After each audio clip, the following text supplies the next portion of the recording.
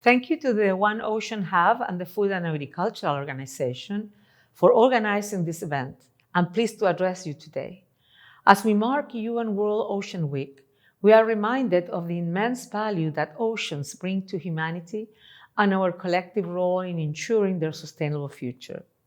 Today's focus on protecting the human rights of small-scale fishers is one important one. Fish is a key global source of food and nutritional security. It ensures a livelihood for some 59.5 million people and builds the backbone of the socio-economic well-being of fisher communities worldwide. 3 years ago, the UN General Assembly adopted the Declaration on the Rights of Peasants and other people working in rural areas, specifically including small-scale fishers.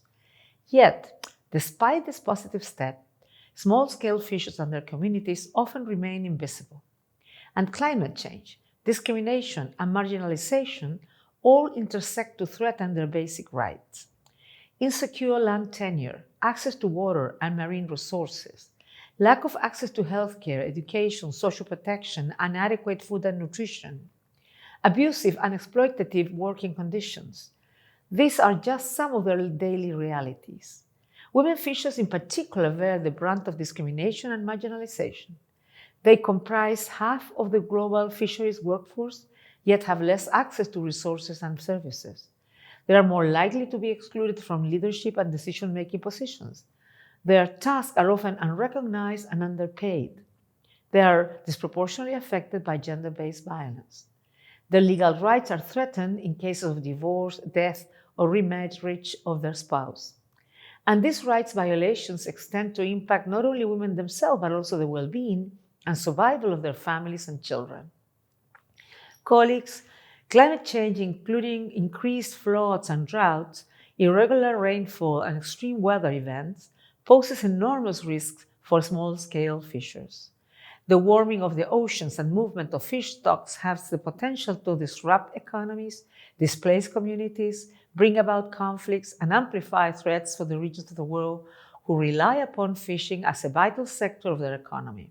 In the Pacific, for example, my office documents how fisherfolk rights, including the right to work, has been affected by rising sea levels, extreme weather, overfishing from vessels outside the region, and non-sustainable tourist and development projects.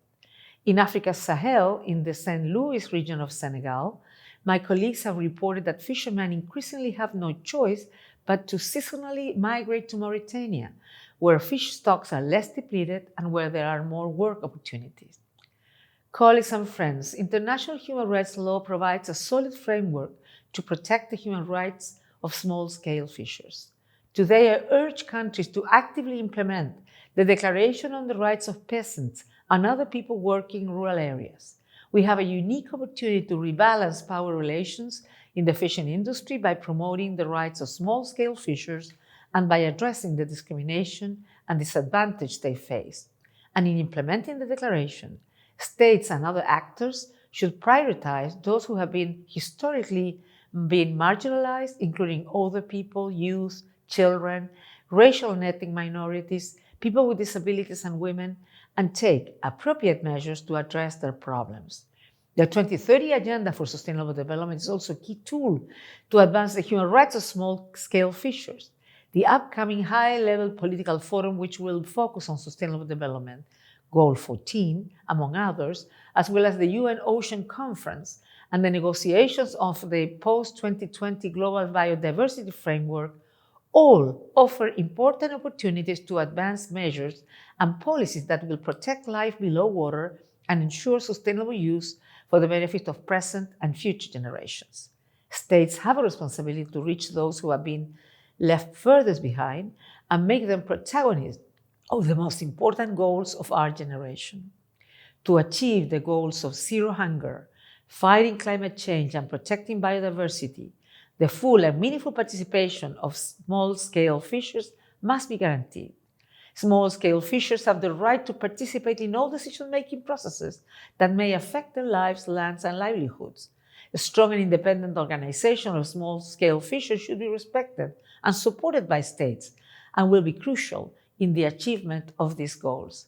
I thank you for your attention.